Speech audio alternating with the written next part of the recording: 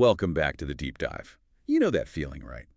A tech company drops some big news, maybe a huge algorithm change or a new security thing, an API update, and the press release they put out is just, well, useless. Oh, completely. It's either pure impenetrable jargon. Or it's so generic it sounds like spam. Exactly.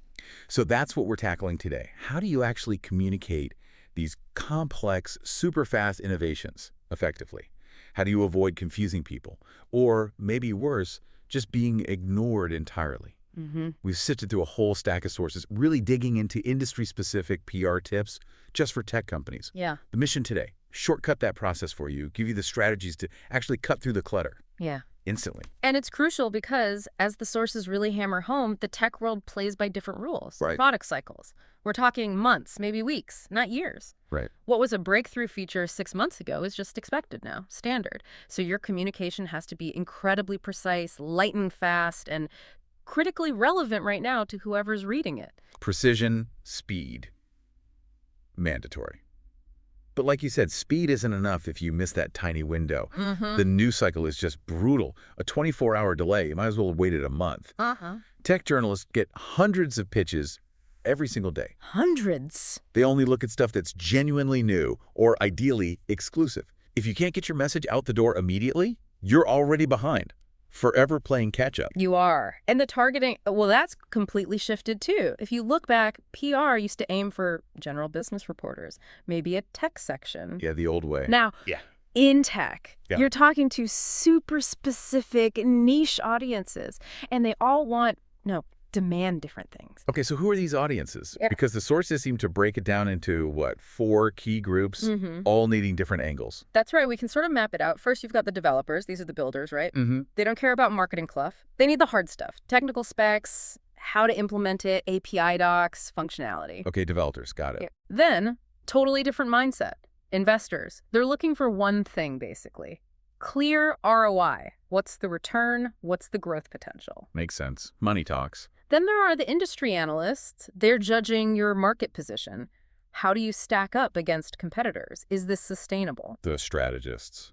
And finally, probably the most cautious group, enterprise buyers. For them, it's all about security features, integration. How easily does this plug into their existing systems and vendor stability? Can they trust you long term? Wow, okay.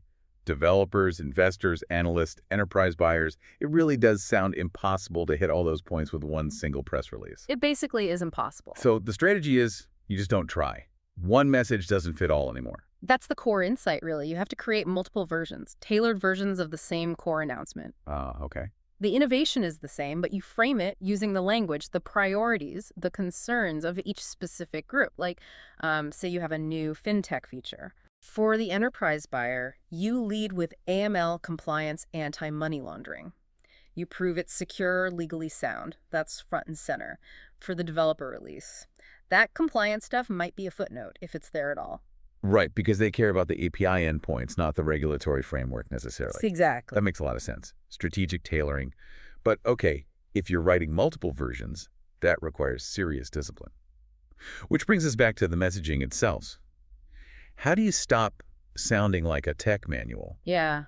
How do we make it a story? Something that answers that basic question. So what? Why should I care? This is the big hurdle. We need to stop thinking like engineers, just for a moment, and think more like, well, educators or storytellers. Yeah. The sources suggest using everyday analogies. It's a powerful technique. Simplify the complex without dumbing it down. So instead of leading with, cryptographic hash functions. Which loses 99% of people immediately. Right. You compare your new security thing to, say, a shared digital ledger, like a notebook everyone can see and trust, even if they don't trust each other. Simple, visual. I like that.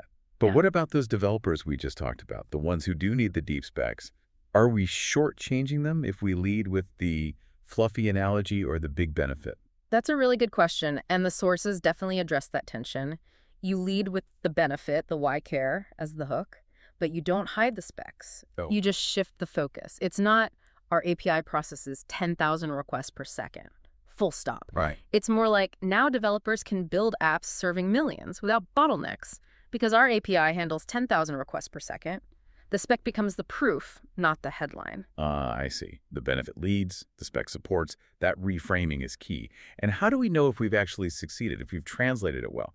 One source mentioned a pretty blunt test, the 30-second test. Yes. 30-second test. It's brutal, but essential, kind of like an elevator pitch on steroids. How does it work? You grab someone totally outside your tech bubble, a friend, someone in marketing, anyone who doesn't live and breathes your product. You give them the core message. Okay. If they get the basic point, what it is, why it matters in about 30 seconds, you're golden.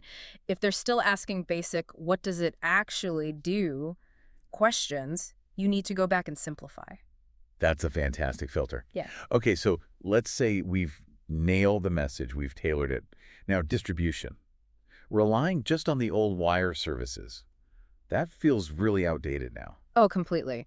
That approach is, well, insufficient on its own. You need a much more fluid digital-first strategy. Like, what does that look like? You have to adapt the content for every channel where your niche audiences actually spend time. Think of it like a content matrix stemming from the core announcement. A matrix. So you've got the full, detailed, SEO-friendly article on your company blog. That's your anchor. Okay. Then maybe a condensed version for LinkedIn, focusing on the business implications. Then even shorter, punchier updates for Twitter. Maybe visual stuff, infographics, or short demo videos for Instagram or even TikTok, depending on the product. I often forget how powerful the company blog still is. It's not just storage, is it? Not at all. It boosts your SEO, gives you a permanent home for the info, and crucially, lets you embed things like videos, interactive demos, stuff a plain text release can't do. Yeah, that makes a difference. And one thing the sources highlighted, which is maybe a bit overlooked sometimes, is the power of webinars. Ah, interesting. Tell me more. Webinars are huge now. They let you do live demos, answer questions in real time, build that direct connection. And the data is compelling. Some companies apparently saw engagement on their announcements triple. Triple. Just by adding a webinar. Just by pairing the written release with a live webinar walkthrough. It creates lasting content, too, because you record it. It builds trust very quickly. Wow. Triple engagement isn't just incremental. That's a game changer for outreach ROI. Okay, so that covers getting the good news out. But what about when things go wrong? Crisis mode. A data breach? A big outage? The speed requirement there must be even more intense. Transparency becomes your only lifeline, right? Absolutely. In tech crises, you're talking hours, not days. You need to react almost immediately. That crisis press release becomes the official, factual record. So what's the structure? What has to be in there? The sources lay out a clear structure. Lead with the facts, what you know, confirmed. Acknowledge the impact on users, don't downplay it. Detail your immediate response, what you're doing right now for remediation. Okay. Facts, impact, response. Provide dedicated contact info for questions. And this is critical. Set realistic expectations and timelines for fixing it. Don't overpromise. And this is where legal has to be looped in from minute one, I imagine. Non-negotiable. You're walking that tightrope. Be honest and transparent, but don't accidentally admit liability you shouldn't. Tricky balance. Yeah. Show you're responding, even if you don't have all the answers yet. Exactly. Speed is vital, but accuracy, especially when regulators or investors might be watching, is paramount. Which leads us perfectly into the final piece. Compliance. Credibility. Long-term value. Because tech is so regulated now, one wrong word in a release can have serious legal blowback. It really can. Legal review before anything goes out isn't optional, it's mandatory. Full stop. What specific regulations kept coming up in the sources? Two big ones, mainly. First, GDPR.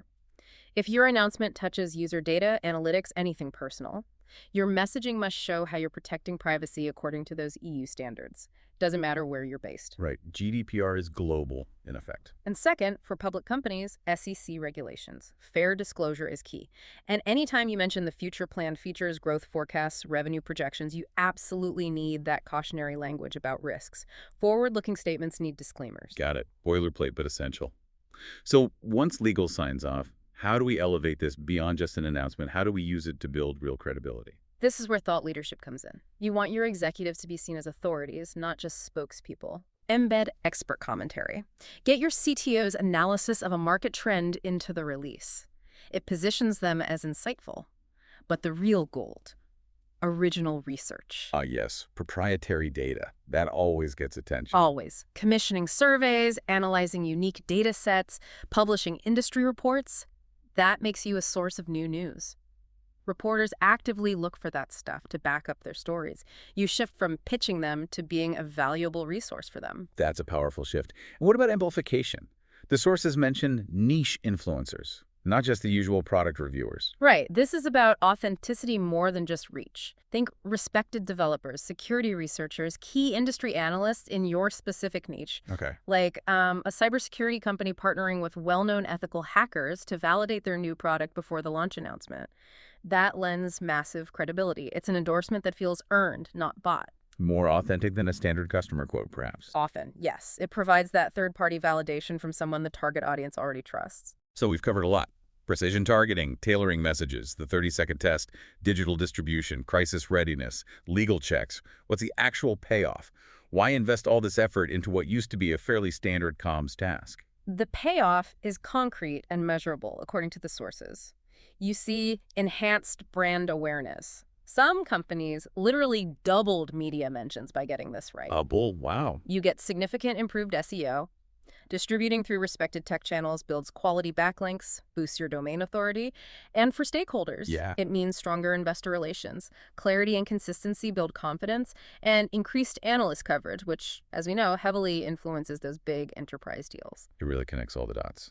Okay, that wraps up our deep dive. Yeah. We've essentially distilled a ton of tech PR best practices down into actionable strategies. Yeah, the main takeaway is really to adapt these ideas to your specific situation. Are you SaaS, enterprise hardware, B2B, B2C? It matters. Don't try to boil the ocean overnight. Good practical advice. The sources suggested maybe starting small. Pick one thing, like that audience segmentation. Exactly. Try rewriting your last announcement just for, say, industry analysts. See how different it looks and sounds. Track the results. Start there, measure, and iterate. Makes sense. And maybe a final thought to leave you with. These press releases, these announcements, they aren't static artifacts. They have to live and breathe and evolve right alongside your tech and the market. The real skill here is staying authentic, staying agile, and always keeping that specific audience, their needs, their questions, right at the heart of every single thing you communicate.